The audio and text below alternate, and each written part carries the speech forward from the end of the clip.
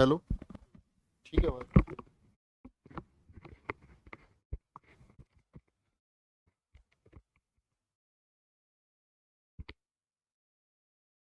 Live. ठीक है। जय हिंद दोस्तों, मैं नवीन शर्मा आप सभी का स्वागत करता हूं। आशा करता हूं आप सब एकदम अच्छे हैं, एकदम बेहतरीन है। एक बार आप सारे प्यारे दोस्त बताएंगे आप सब कैसे हैं। सारे प्यारे प्यारे बच्चे बताएंगे एक बार आप सब कैसे हैं। और कल के लिए सॉरी, कल मैं आपकी क्लास नहीं ले पाया था, है ना, किसी काम के चलते हुए। हिंदी की क्लास जो ये होती है, आज आपकी क्लास है। और आज के लिए भी थोड़ा सा सॉरी, मतलब थोड़ी कम क्लास होगी। और कल हम इस अलंकार चैप्टर खत्म कर लेंगे और फिर निरंतर गति से हम लोग चलते रहेंगे। ठीक है, तो बहुत ध्यान से पढ़ना है। मैं आपको पढ़ा रहा था भैया, अलंकार आभूषण होता है। अलंकार के दो भेद होते हैं, शब्द अलंकार और अर्थ अलंकार। सबसे पहले हम पढ़ना शुरू किए थे किसको? शब्द अलंकार को। शब्द अलंकार में से मैंने आपको पढ़ा दिया अनुप्रास और अनुप्रास के भेद, है ना। और भैया यमक हम पढ़ चुके। ठीक है, यहां तक क्लियर है? थम्स अप बताएंगे।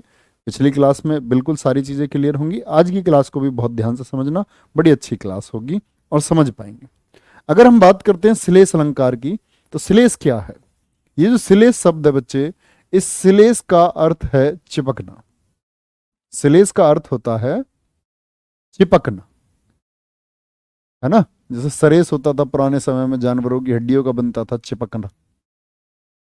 चिपकने से मतलब क्या होता है? चिपकी हुई में कैसे होती है? दो चीजें पास होती हैं, हम छुटाते हैं, उसको अलग अलग करते हैं। तो चिपकी हुई जो चीजें हैं, चिपकी हुई चीजें, तो चिपकी हुई चीज से क्या मतलब है? लिखना, जहां शब्द एक हो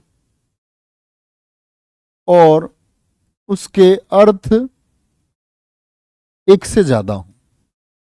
उसके अर्थ अनेक हो। अर्थ क्या हो उसके? अनेक हो। जैसे सबसे अच्छा उदाहरण है आपका कि भाई शब्द एक होना चाहिए, अर्थ ज्यादा होने चाहिए। मंगन को देख, मंगन को देख देती पट बार बार है। पिछली क्लास में मैं टाइप करवा के लाया था और बहुत अच्छा तरीका रहता है अलंकार को पढ़ने का, टाइप करवा के। लेकिन वो दो तीन बच्चों के मैसेज आ गए मेरे पास, कह रहे भैया जी प्लीज टाइप टाइप करवा के मत कराओ, और आपके हाथ से लिखे हुए छप जाता है दिमाग में। मैंने कहा यार ये अच्छा कॉन्सेप्ट है, ऐसा कुछ होना नहीं चाहिए। वैसे आप किताबें पढ़ते हैं, प्रिंटेड फॉर्म में ही होती हैं किताबें, फिर आप किताबें कैसे पढ़ पाते हैं? देखो ध्यान से, मंगन को देख देती पट बार बार है। तो भैया मंगन के दो अर्थ नहीं, मांगने वाली। उसके बाद मंगन को देखा, मांगने वाली को देखा। और जो पट है, पट का क्या अर्थ होता है? पट देती बार बार है, तो यहां से दो अर्थ निकलते। एक तो पट का अर्थ है वस्त्र। क्या? वस्त्र। कि भाई मांगने वाली आई और उसको हर बार वस्त्र दे दिया। और एक बार पट का मतलब होता है दरवाजे को भी तो कहते हैं भाई पट पट लगा दे, पट भेड़ दो, दरवाजा।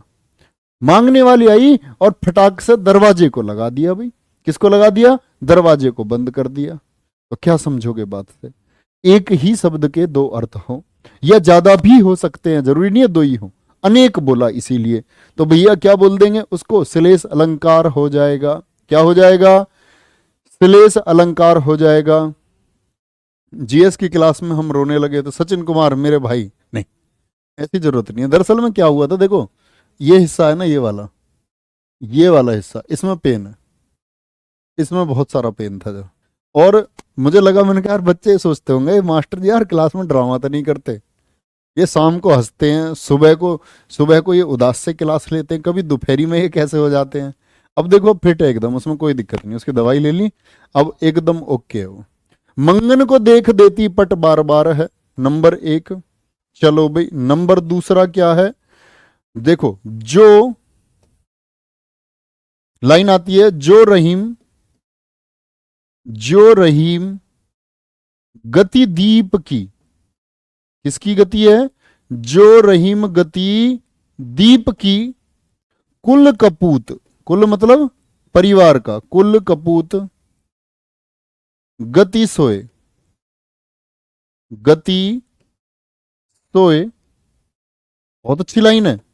बारे उजियारे करे, बारे उजियारे करे या बारे उजियारो करे, बारे उजियारो करे, बढ़े अंधेरो होए, बढ़े बढ़े अंधेरो होए।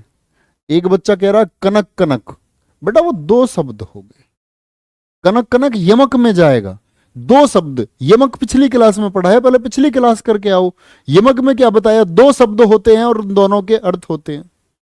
बढ़े अंधेरो होए, जब बच्चा छोटा होता है वो कुछ भी शरारत कर ले, उसकी हर शरारत मंजूर है। तो क्या बोलते हैं, बारे। बारे दो अर्थ में इस्तेमाल होता है, एक बचपन में और एक जलना में। जलना में, भैया जी ये तो याद नहीं रहेगा, बारे का करो ना याद।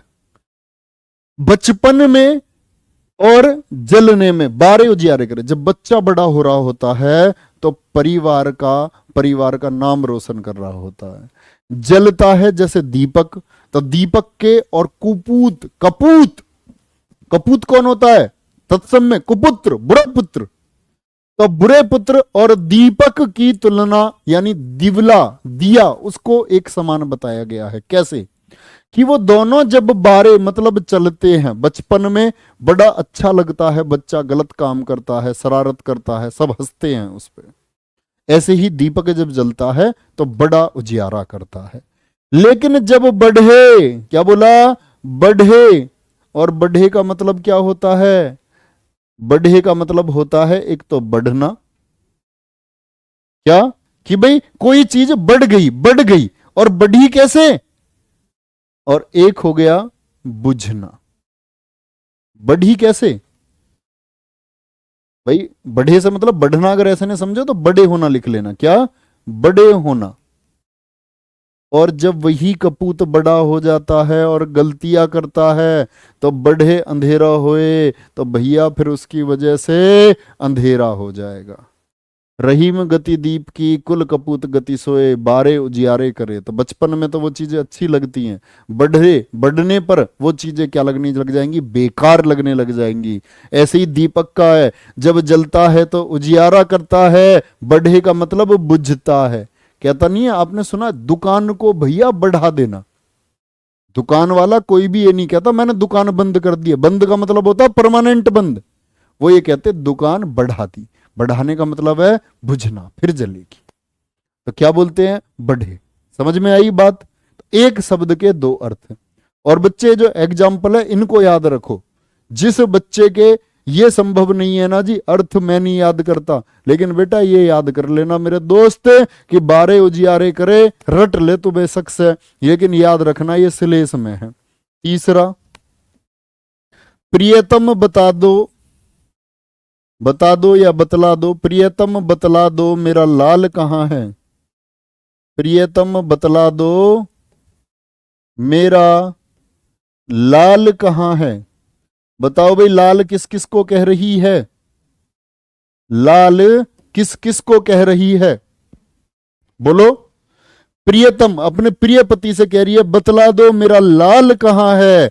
लाल भैया बच्चा भी हो सकता है, बच्चा, और उसका एक नग खो गया अंगूठी का, चमकदार सा नग, लाल नग उसकी अंगूठी में था। कह रही है प्रियतम मेरा रतन देखा है कहीं, हीरा खो गया इसका हीरा। तो लाल रंग रतन को भी बोलते हैं, मणि को भी बोलते हैं लाल।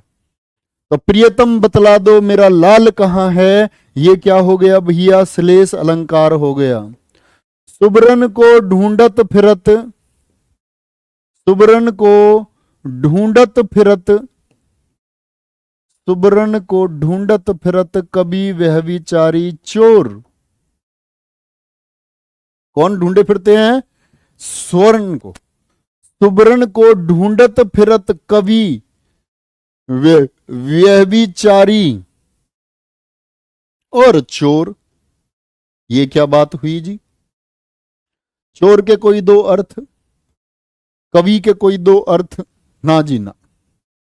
देखो, सुब्रण, सॉरी, सुब्रण का अर्थ होता है सोना। स्वर्ण बोलते हैं, सभी जानते होंगे। एक अर्थ इसका लगता है सोना पर, कि भाई स्वर्ण है, सोना है, ठीक है, सोने की बात चल रही है। एक होता है रूप रंग, रूप रंग, सोने जैसा रंग है तेरा, चांदी जैसे बाल, एक तू ही धनवान है गोरी, बाकी सब कंगाल। अच्छे नहीं, अच्छा लिखेंगे। चलो भाई, अच्छा रंग। तो सुब्रण को ढूंढत फिरत कवि व्यभिचारी चोर। तो सुब्रण का मतलब देखो, कवि के लिए होता है रूप रंग, नहीं है, रूप रंग तो ले लिया ना हमने, अच्छे शब्द ले लेते, अच्छे शब्द। भाई जो कवि है उसको किसकी जरूरत है, उसके लिए स्वर्ण क्या है, अच्छे शब्द, अच्छी कविता, अच्छे वाक्य, वो तो उसमें ढूंढता फिरता है। व्यभिचारी होता है गली के नुक्कड़ का टुच्चा आशिक। टुच्चा आशिक मतलब लिप्त सोच का व्यक्ति, पिछड़ा सोच का व्यक्ति, जो नुक्कड़ बैठ के लड़कियों को देखता है, ऐसा समझो। उसको किससे मतलब है, व्यभिचारी को? उसको सिर्फ रूप रंग से मतलब है, रूप रंग से उसको मतलब है, और वो वहां उनको ताड़ता रहता बैठ के। एक है चोर। चोर के लिए क्या अर्थ है भाई? चोर के लिए तो गोल्ड का अर्थ है, सोने का अर्थ है। किसका? सोने का अर्थ है। और चोर को जरूरत है किसकी? सोने की। तो एक शब्द के एक से ज्यादा अर्थ हो। मधुबन की छाती देखो, मधुबन की छाती देखो, सूखी कितनी इसकी कलियां, सूखी कितनी इसकी कलियां, सूखी कितनी इसकी कलियां। मधुबन की छाती देखो, एक तो है सूखी कितनी इसकी कलियां, एक तो कली के यौवन की बात चल रहा है भैया, यानी कली जो अभी पुष्प बनने वाली है, ठीक है। एक है मधुबन की छाती देखो, कली का यौवन, यानी कली के यौवन की जवान अवस्था की बात कर रहा है। और एक है सूखी कितनी इसकी कलियां, मधुबन की छाती देखो, ठीक है। तो कलिये का अर्थ किससे लगा रहा है? एक तो लड़की से और एक कली से, एक कली से अर्थ लगा रहा है। बहुत बढ़िया, गजब गजब गजब गजब। नेक्स्ट, चलो भाई आगे आएंगे, आगे बढ़ेंगे। श्लेष अलंकार क्लियर है, हम सब करके बताएंगे भैया। श्लेष अलंकार क्लियर है, कोई दिक्कत तो नहीं। अगली बात पर आ जाओ, अगली बात पर आएंगे। अगला क्या था हमारा? चौथा, वीपसा अलंकार। वीपसा अलंकार बहुत आसान है। वीपसा अलंकार क्या है? याद रख लेना, जब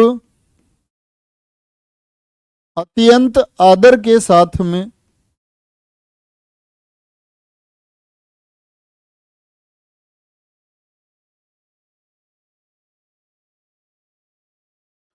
शब्दों की पुनरावृत्ति हो, शब्दों की पुनरावृत्ति हो, क्या होनी चाहिए? पुनरावृत्ति हो। पुनरावृत्ति क्या होता है? शब्द का रिपीट हो जाना, वही शब्द दोबारा आ जाना। राम राम राम राम, क्या कह दिया, क्या कह दिया, अरे अरे शिवा शिवा शिवा शिवा, हाँ हाँ हाँ हाँ, बोलते नहीं है ऐसे? शिवा शिवा क्या कह रहे हो, राम राम ये क्या कह डाला, रामा रामा। तो ये सब क्या है? बस इतनी बात याद रख लेना, जब अत्यंत आदर के साथ में, अत्यंत आदर के साथ में शब्दों की पुनरावृत्ति हो, कुछ भी शब्द हो सकते हैं, हरे हरे, हरे हरे, राम राम, राम राम, शिवा शिवा, शिव शिव, कुछ भी लिख लो। शिव शिव कहते हो क्या? शिव शिव को आपने कुछ कहा और सम शिव शिव कहते हो क्या? ऐसा ना बोलो, ऐसा ना बोलो। कहते हो क्या? मधुर मधुर मेरा दीपक जल, मधुर मधुर मेरा दीपक जल, मेरे दीपक जल। तो शब्द की पुनरावृत्ति होगी, अर्थ तो अलग अलग नहीं है। राम राम कभी यमक बना दो इसको, यमक मत कर देना। शब्द की पुनरावृत्ति होगी तो वीपसा होगा। क्या होगा? वीपसा होगा। देखो देखो वो आ रही है, देखो देखो। तो ये क्या है? ये वीपसा है। बच्चे बहुत सारे उदाहरण आप लिख सकते हैं। छी छी लिख लो, छी छी। ये क्या गंदगी फैला रखी है, ऐसे नहीं कह देते कोई कोई? छी छी, मारो मारो, पीटो पीटो, मजाक में। बहुत शानदार। फिफ्थ, क्लियर, समझ में आया भैया? वीपसा बहुत आसान है। पांचवा है वक्रोक्ति। बड़ा क्वेश्चन पूछा जाता है इससे। वक्रोक्ति अलंकार, वक्रोक्ति अलंकार लिखो भाई आराम से। वक्रोक्ति अलंकार देखो, उक्ति का मतलब होता है बच्चे बात। उक्ति, लोकोक्ति, लोगों की बात। उक्ति का मतलब बात हो गया। वक्र क्या होता है? वक्र का विलोम शब्द क्या बताया था बच्चे? एक बात बताऊं, आप स्थिति पे उस पे आ चुके हो हिंदी की, पर आप लगभग 90% हिंदी पढ़ चुके हैं। आप इस स्थिति पर आ चुके हैं कि आप शब्दों को रिलेट कर सकते हैं। वक्र होता है टेढ़ा, रिजु का उल्टा बताया था जी भैया जी। वक्र उक्ति यानी कोई उक्ति उल्टी हो जाएगी, उल्टी हो जाएगी। कहेगा कुछ सुनेगा कुछ, कहेगा कुछ और सुनेगा कुछ। तो मैं ऐसे कह सकता हूं कि जब, ऐसा बोल सकते हैं हम कोई, जब वक्ता की बात मतलब कहने वाले की बात, वक्ता कौन है? बोलने वाला। जब वक्ता की बात श्रोता मतलब सुनने वाला, श्रोता उल्टी समझे, उल्टी समझे मतलब जो वो कह रहा है उस बात को ना समझे। अर्थात इस बात का क्या मतलब हुआ? अर्थात कोई अन्य अर्थ लगा ले, मतलब वक्ता, वक्ता की बात का श्रोता उल्टा अर्थ निकाले और कोई अन्य अर्थ निकाल ले, तब क्या करेंगे जी? तब वक्रोक्ति अलंकार चुनेंगे। हे राधे, कौन? उन्होंने बोला उधर से, मैं हरि। अब राधा जी अंदर स्नान कर रही हैं। राधा जी ने सोचा हरि, हरि तो भैया बंदर को भी बोलते हैं, मरकट बंदर को बोलते हैं, हरि बंदर होता है। उनके बंदर के वानर का यहाँ क्या काम है? जा भाई। अरे यार, उन्होंने सोचा था। अब आप ये मत सोचने लगा जी कृष्ण जी की आवाज नहीं पहचानती होंगी वो, ऐसा नहीं है, शब्दों की बात है, क्या बोल रहे हैं। तो ऐसा मतलब लेखक लिखते समय क्या कर रहा है, उसमें आवाज का मतलब नहीं है, लिखते समय लेखक की बात है। श्रोता सुनने वाला, क्या समझ ले। जैसे राधा जी नारी हैं, कौन? मैं घनश्याम। घनश्याम का अर्थ तो बादल भी होता है, काले बादल, श्याम मतलब काले, घन मतलब बादल। काले बादल कह रही इधर क्या करते हो, जाकर के बरसो अपने घर। कुछ और अर्थ लगा ले, है ना, कुछ और अर्थ लगा ले, तो ये वक्रोक्ति अलंकार हो जाएगा। क्या बोलते हैं? जैसे, जैसे कौन तुम, पूछ रही हैं राधा जी, कौन तुम? तो बोले मैं घनश्याम। क्या बोले? मैं घनश्याम। कृष्ण जी बोल रहे हैं। क्या बोला उन्होंने, राधा जी ने? तो बरसों कित जाए। अगर घनश्याम हो तो कोई और अर्थ लगा लिया, तो बरसों कित जाए, तो कहीं जाकर के बरसों ना। घन मतलब बादल और श्याम मतलब काले, ये अर्थ लगा लिया उन्होंने तो, शब्दों का अर्थ। इसमें ये सुनो, ये मान सकते हैं हम कि जो वक्ता, जो श्रोता है वो बेवकूफ है। ऐसा मान सकते हैं हम थोड़ी देर को, ऐसा होता नहीं है। तो विक्रोक्ति में यही समझो, कौन तुम तो बरसों किथ जाए, ठीक है, कौन द्वार पर, कौन द्वार पर, बोले राधे मैं हरि, मैं हरि, मतलब मैं भगवान श्री कृष्ण। तो कह रही हैं, ये बात सुनकर के भी बोली, क्या वानर का यहां काम, क्या वानर मतलब बंदर समझ लिया, हरि पर्यायवाची है बंदर का, क्या वानर का यहां काम, क्या बात समझे, कुछ और अर्थ लगा लिया। तीसरा, जानू जाओ मत, जाओ मत बैठो, और विराम चिन्ह लगाया नहीं। बताओ अब क्या कह रहा है, अब बताओ। अब श्रोता इसका उल्टा अर्थ लगा सकता है, बिल्कुल इसमें संभावना है। जानू जाओ मत बैठो, या पता नहीं है जानू जाओ मत बैठो, अगर इसमें अगर विराम चिन्ह नहीं है, विराम चिन्ह होते ही तो पता चल जाएगा, इसीलिए हिंदी में विराम चिन्ह है। जानू जाओ मत बैठो, आप जाइए तो। अब समझो इस बात से क्या कहना चाह रहा है, आप जाइए तो।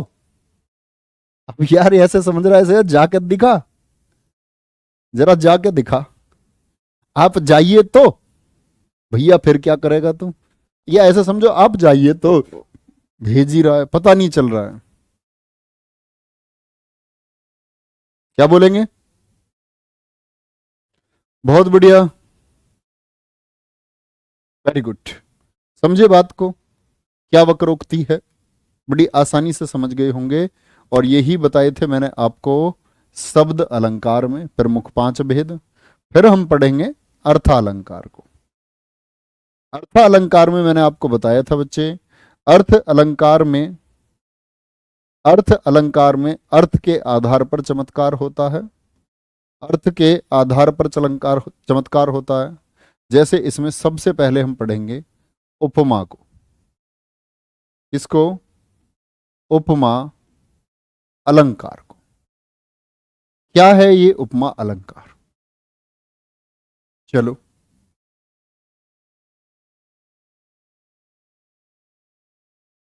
क्या हो गया, उल्टी की जगह क्या लगा लें, क्या कह रहे हैं, देख लेता हूं बच्चे में क्या बोल रहे हैं आप।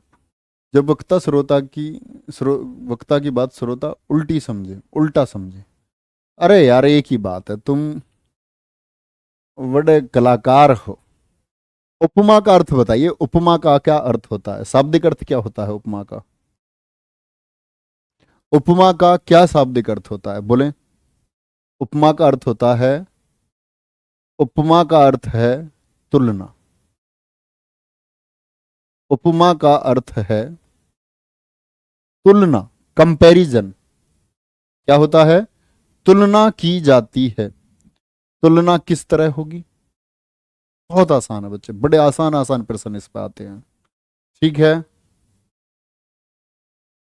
बेटा मैं फिर बार बार कहता हूं, मैं आपको फिर सजग, फिर चेतावनी देता हूं, मेरे दोस्त बहुत मेहनत कर लो, आप लोग सेलेक्ट हो जाएंगे। ये कोई जो आपका समाज का प्रश्न पूछ रहा है, मेरे दोस्त आप सफलता से खुद को दूर कर रहे हो मेरे मित्र। उपमा का अर्थ है तुलना, रोगे आप। उपमा अलंकार का अर्थ है तुलना, तुलना मतलब कंपैरिजन होता है। और मैंने बोला उपमा के 4 अंग होते हैं, कितने अंग होते हैं, 4 अंग होते हैं। वो 4 अंग कौन कौन से हैं, के उपमेय, चारों होते हैं, इसमें जरूरी नहीं है चारों भी होंगे, ये भी बताऊंगा अभी। उपमेय, उपमान, वाचक शब्द, वाचक शब्द इसमें होगा, समान धर्म होगा, समान धर्म होगा। बोलो उपमा अलंकार के कितने अंग होते हैं? प्राय है, ऐसा नहीं है जरूरी है, प्राय है 4 अंग होते हैं। एक उपमेय हो गया, एक उपमान हो गया, एक वाचक शब्द, एक समान धर्म। उपमेय कौन है? जिसकी तुलना हो। आपसे क्वेश्चन पूछूंगा और ध्यान से सुन लेना। उपमेय, में मतलब माई से याद कर लो, माई, MAY। जिसकी तुलना हो, खुद की तुलना करनी है आपको, जिसकी तुलना हो वो उपमेय है। उपमान क्या है? जिससे तुलना हो, जिससे तुलना हो वो उपमान हो जाएगा। वाचक शब्द क्या होते हैं? ये पहचान है बच्चे उपमा की, याद रख लेना, की बना के लिख लेना। पहचान, उपमा की पहचान वाचक शब्द ही कराता है। पहचान क्या है? सा, से, सी, जैसा, जैसा, सरिस, क्या बोलोगे? सरिस, सम, सम हो गया। ये सब पहचान किसकी है? समान हो गया, सम होता है, समान होता है। ये सारे के सारे वाचक शब्द हैं जो कनेक्टर का काम करेंगे, अभी बताऊंगा। समान धर्म, जो गुण, जो गुण उपमेय और उपमान में समान हो, उपमेय और उपमान में, उपमेय और उपमान में समान हो, मतलब एक जैसा हो, एक जैसा हो। समझो भैया जी क्या कहना चाह रहा हूं। ये 4 मैंने क्या बताए हैं, पहले नोट करेंगे बड़े प्यार से, आराम से, तब समझाऊंगा।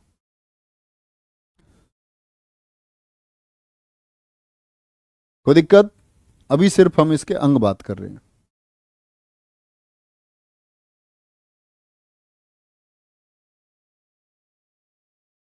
ठीक है, देखो, जैसे एक बड़ा अच्छा उदाहरण लेते हैं। चांद सा सुंदर चेहरा, चांद सा सुंदर चेहरा, आंखों का रंग सुनहरा, ये झील सी नीली आंखें, कोई राज है इनमें गहरा। चलो, चांद सा सुंदर चेहरा, मैंने बच्चे बताया आपको कितने अंग होते हैं उपमा में? प्राय है 4 चीजें होती हैं। जरूरी नहीं है चारों होंगी, जरूरी बिल्कुल नहीं है। तो चांद सा सुंदर चेहरा, जिसकी तुलना हो, तुलना किसकी की जा रही है और किससे की जा रही है? बताएंगे जरा। चांद की तुलना चेहरे से की जाएगी या चेहरे की तुलना चांद से की जा रही है? यहां पर चांद सा सुंदर चेहरा है तो चेहरे की तुलना की जा रही है, तो जिसकी तुलना हो वो तो हो गया आपका उपमेय। चेहरा हो गया उपमेय। कोई दिक्कत भाई? चेहरा क्या हो गया? उपमेय हो गया। किससे तुलना हो रही है? चांद से। ये क्या हो गया? उपमान हो गया, उपमान हो गया। सा क्या है? ये वाचक शब्द है, वाचक शब्द है। और सुंदर, चांद भी सुंदर और चेहरा भी सुंदर, दोनों में गुण समान हो गया ना, सुंदर सुंदर। भाई दोनों का गुण हो गया सुंदर सुंदर, तो क्या बोलोगे? इसको बोलेंगे आप भैया जी, ये हो गया समान धर्म, समान धर्म हो गया। ठीक है, चारों अंग इसमें हैं, याद रख लेना बच्चे। जब चारों होंगे, जब चारों हों तो पूर्ण हो जाता है उपमा। तो पूर्णोपमा अलंकार होता है, पूर्णोपमा अलंकार होगा, मतलब पूर्ण हो जाता है। मैंने बोला 4 अंग है और चारों ही मिल गए हमको, चारों ही मिल गए तो उपमा तो पूर्ण हो गया। अच्छा, क्या भैया जी ऐसा भी होगा कि चारों नहीं मिले? हाँ, ऐसा भी होगा। अभी दिखाऊंगा मैं आपको एक वाक्य। चांद सा सुंदर चेहरा, ठीक है, तो क्या बात समझे यहां? जिसकी तुलना होगी वो उपमेय, जिससे होगी वो उपमान हो जाएगा। ठीक है, समान धर्म क्या होता है? जो दोनों हो, चांद भी, भाई तुलना कर रहा है तो दोनों सुंदर होंगे, चांद भी और चेहरा भी। कोई दिक्कत? बोलो फटाफट से। चरण कमल इसमें नहीं आएगा बच्चे, अभी रुको, थोड़ा सा वेट करो, वो रूपक में जाएगा। चांद सा सुंदर चेहरा, यहां तक की बात में कोई दिक्कत? दूसरा बोल दिया मैंने, समझते रहना। राम सीता से सुंदर है या है? भगवान जी की बात है तो हैं लगा लेंगे बहुवचन में। मुझे बताओ क्या इसमें चारों हैं या नहीं है? आपके लिए टास्क है। पीपर पात, पीपर पात सरिस मन डोला, सरिस मन पीपर का पत्ता, पीपर पात सरिस मन डोला। सरिस मतलब जैसा, मन ऐसे डोला जैसे पीपल का पत्ता डोल जाता है। ठीक है, यहां तक कोई दिक्कत? अगली बात पर आएंगे। मुख सूर्य के समान है, बोलो भाई। और चौथा ले लिया, मुख सूर्य के समान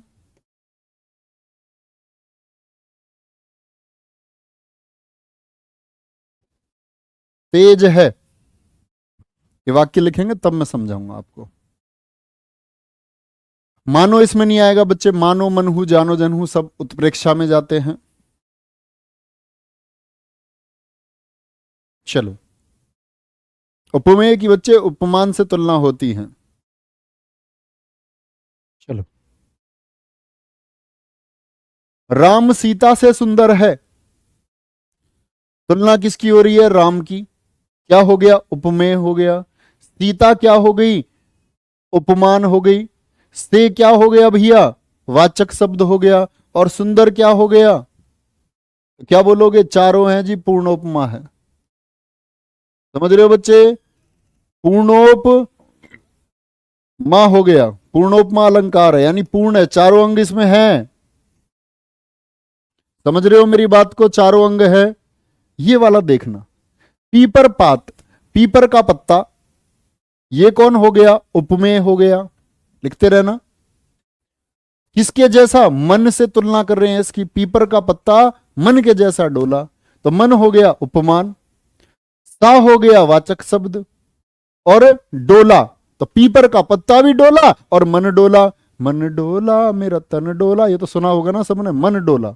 तो दोनों के डोलने की बात आ गई। तो डोला क्या हो गया? बोलो, समान धर्म हो गया। चौथे पर आओ पहले, ये भी पूर्णोपमा अलंकार हो गया। चौथे पर आए, मुख सूर्य के समान तेज है। मुख क्या हो गया? उपमेय हो गया, तुलना कर रहे हैं इसकी। किससे तुलना कर रहे हो? सूर्य। सूर्य क्या हो गया? उपमान हो गया। के समान, के समान क्या हो गया? वाचक शब्द हो गया। क्या हो गया? वाचक शब्द। तेज क्या हो गया? समान धर्म।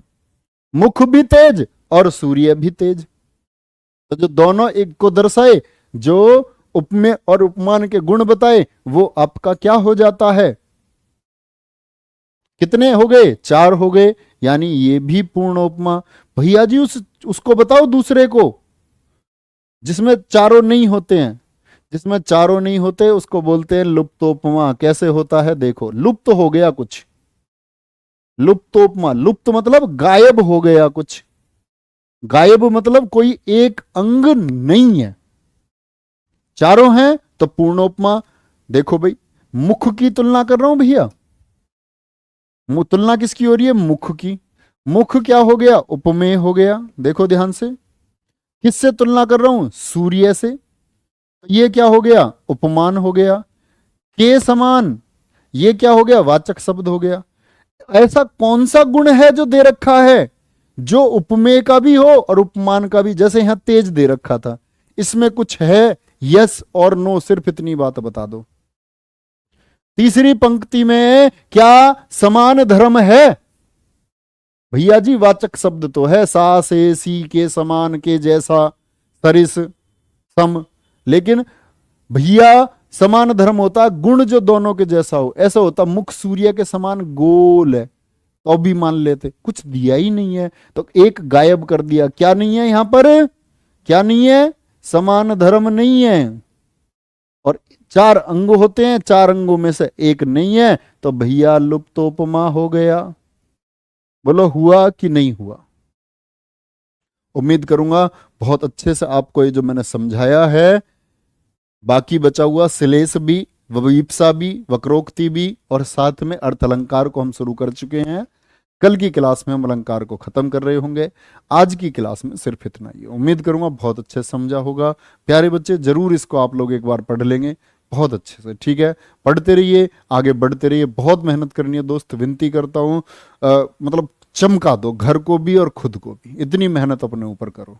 बाय बाय, टेक केयर, जय हिंद, जय भारत।